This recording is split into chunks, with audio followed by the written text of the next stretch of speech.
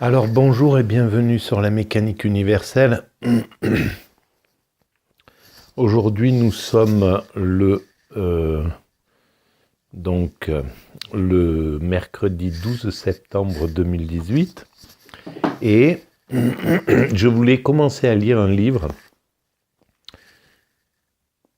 d'un agrégé de philosophie, docteur ès lettres, professeur à l'Institut catholique de Paris, Claudius Pia. J'avais jamais entendu parler de ce philosophe. Et donc, il a écrit un livre sur les grands philosophes, sur Socrate, que je trouve extrêmement intéressant. Ça a été publié chez Félix Alcan en 1912. Et je trouve sa vision très très claire et vraiment, je ne sais pas si elle est nouvelle, moi je la trouve novatrice par rapport à la pensée des philosophes actuels, de la philosophie actuelle. Mais, alors je ne sais pas si pour l'époque c'était novateur, mais en tout cas, je trouve qu'il a une vision très claire de l'évolution. J'ai lu quelques pages, au départ j'ai lu une dizaine de pages, sur l'évolution de la vision des dieux à l'époque présocratique déjà, comment les philosophes, les poètes, les écrivains de théâtre, comme Aristophane, ont commencé à critiquer finalement le polythéisme pour privilégier l'idée d'un Dieu unique avec des qualités qui étaient totalement transcendantes.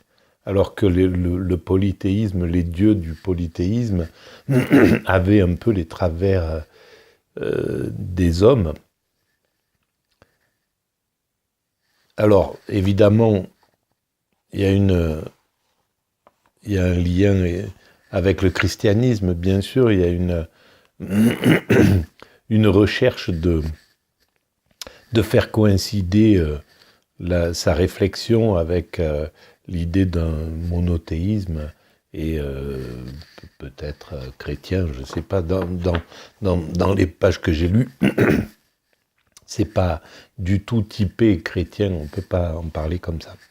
Voilà, donc je vais commencer et le lire. Socrate, chapitre 1er. Athènes, après les guerres médiques, subit tout un ensemble de modifications profondes dont le caractère ne tarda pas à devenir alarmant. L'esprit critique s'éveilla et ne réussit qu'à ruiner les croyances dont on avait vécu jusqu'alors.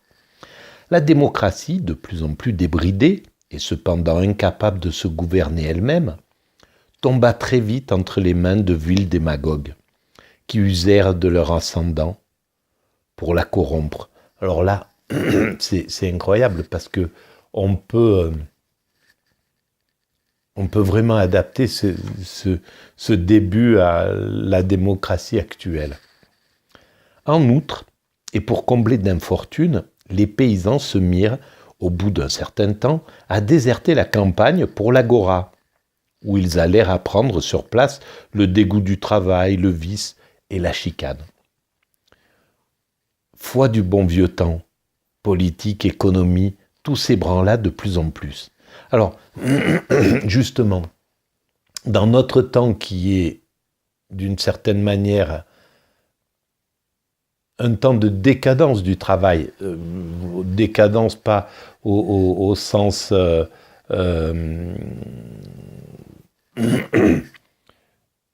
qualitatif des choses. On est le travail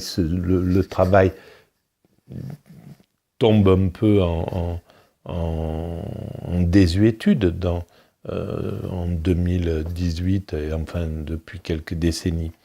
La valeur travail, elle s'estompe simplement parce que le travail manque et qu'il y a de plus en plus de gens qui ne travaillent pas. Et puis, les gens sont tellement maltraités dans leur travail qu'ils préfèrent ne pas travailler. C'est avec tout ce que ça comporte comme difficulté à vivre. Mais on peut trouver des similitudes entre... Foi du bon vieux temps politique, économie, tout s'ébranla de plus en plus. Et de là, l'une de ces crises intellectuelles et morales qui mettent un peuple à 2 doigts de sa perte. Jamais on ne vit la prospérité toucher de si près à la décadence. Et c'est ce dont on parle en ce moment. Beaucoup d'écrivains, beaucoup de penseurs comme... beaucoup de penseurs actuels pensent que l'Occident est en décadence. C'est possible et c'est probable même, mais à mon sens, c'est pas une décadence. Alors ils le prennent de façon alarmiste, mais pour moi, c'est pas une décadence négative. C'est une décadence qui ne débouchera pas sur la prise de pouvoir d'un autre prétendant. Après l'Occident, un autre groupe impérialiste prendrait le pouvoir. À mon sens, après l'Occident, c'est une réflexion universelle qui va s'imposer.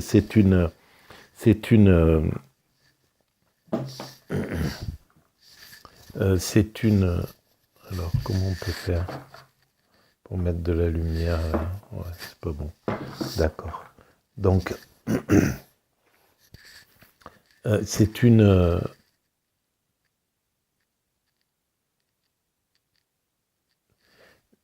avancée vers une gouvernance universelle, ou tout au moins, et c'est même pour ça que je milite pour une entente entre les États-Unis, les Russes, les Chinois, etc. Et alors que le mouvement actuel tend encore à rester sur des vieux principes qui me semblent absolument désuets, mais peut-être c'est encore ce qu'il faut qui s'impose. Si c'est ça qui s'impose, c'est que le conflit devra, l'antagonisme devra s'imposer sur la symbiose ou sur le commensalisme. Donc, c'est la vie qui va le décider. Alors, je continue, je reprends ma lecture. La religion grecque était moins superficielle qu'on ne l'a voulu dire. Elle avait un fond de solidité. On entrevoit à travers les mythes et les rites dont elle était revêtue une triade de croyances qui ont toujours été jusqu'à nous la meilleure garantie de la moralité. L'idée d'une loi absolue, l'idée d'une volonté souveraine qui l'impose et la sanctionne, et aussi celle d'une vie future où les actions de l'homme ont leur dernier retentissement, le jugement après la vie. Perséphone ne symbolisait pas seulement l'efflorescence et le dépérissement de la vie végétative, on la regardait aussi comme la reine des trépassés. Là-bas, dans les régions inférieures de l'Hadès, elle veillait sur les âmes des défunts. Elle était la déesse de l'immortalité. Et cette immortalité ne s'obtenait pas par des actions d'éclat, elle était le prix de la vertu. Il fallait pour la mériter travailler à la purification de ses passions, accomplir la volonté très sainte des dieux. La même idée fait le fond des mystères orphiques, où l'on honorait Dionysos Zagros, tué par les titans et créé une seconde fois par Jupiter, Aux yeux des fidèles d'Orphée, Dionysos Zagros, dont la légende se trouvait d'ailleurs intimement liée à celle de Perséphone, ne personnifiait plus la jouissance sensuelle. Tout autre et plus noble était le rôle qu'il lui attribuait. D'après une de leurs idées qui devait être chère à Platon, les âmes humaines étaient, pour leur châtiment, jetées dans le corps comme dans une prison. Elles avaient le devoir de travailler à leur délivrance, de regagner par une série d'épurations volontaires l'éclat et le bonheur primitif dont elles étaient librement déchues. C'est cette œuvre de rédemption qui incombait au Bacchus des Orphiques.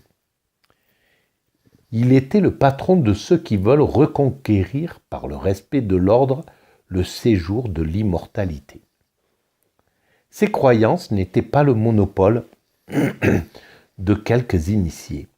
Elles se révèlent un peu partout dans la littérature hellénique. D'abord, on les retrouve chez les philosophes anté-socratiques.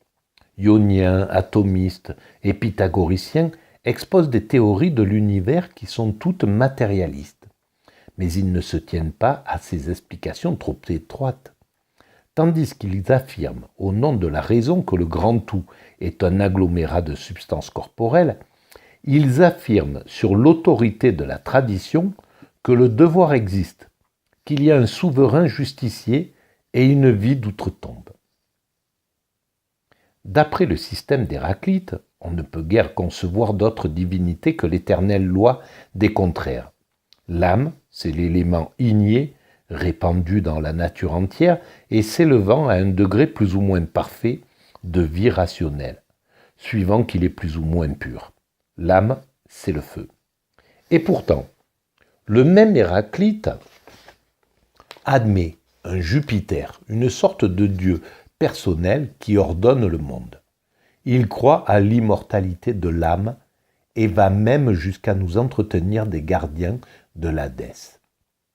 Il parle de bien, de loi morale, de devoir, et à son sens, tout cela dérive de l'être divin. Empédocle fait de l'amour et de la haine le principe immanent des révolutions cosmiques. L'âme lui apparaît comme une combinaison de parties matérielles. Mais il ne laisse pas d'affirmer l'existence d'un être invisible, inaccessible à nos investigations, esprit pur qui pénètre l'univers de sa puissance, de sa pensée et de sa sainteté. Il persiste à croire que l'âme ne meurt pas et que son immortalité, qui est une pérégrination sans fin, a sa raison d'être dans l'ordre moral. Pythagore opine que le nombre est l'universelle explication des choses. L'âme, à son gré, n'est qu'une synthèse harmonieuse d'éléments matériels.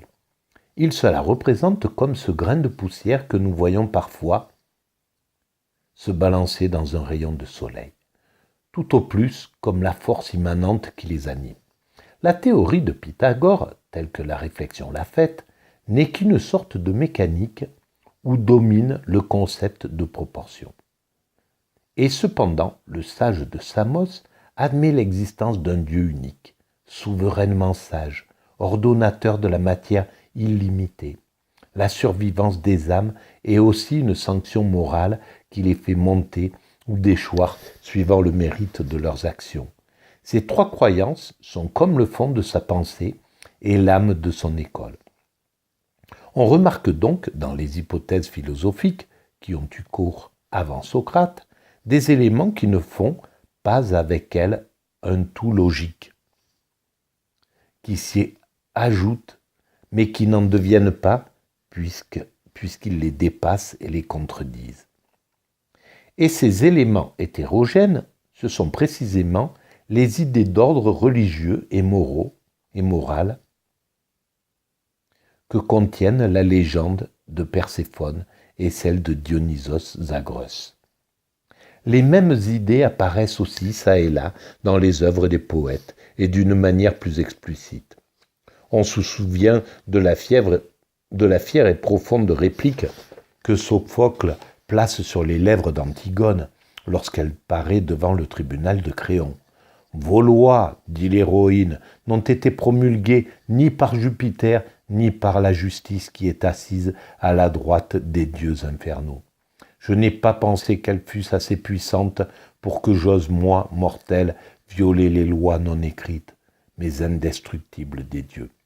Ces lois ne sont pas d'hier ni d'avant-hier. Elles ont existé de tout temps et personne n'en a vu le commencement. Je ne devais donc pas, pour respecter un ordre qui vient d'un homme, m'exposer à être puni par les dieux. Pindare célèbre de son côté la loi éternelle qui régit les choses mortelles et immortelles, qui maintient partout la crainte de la justice suprême.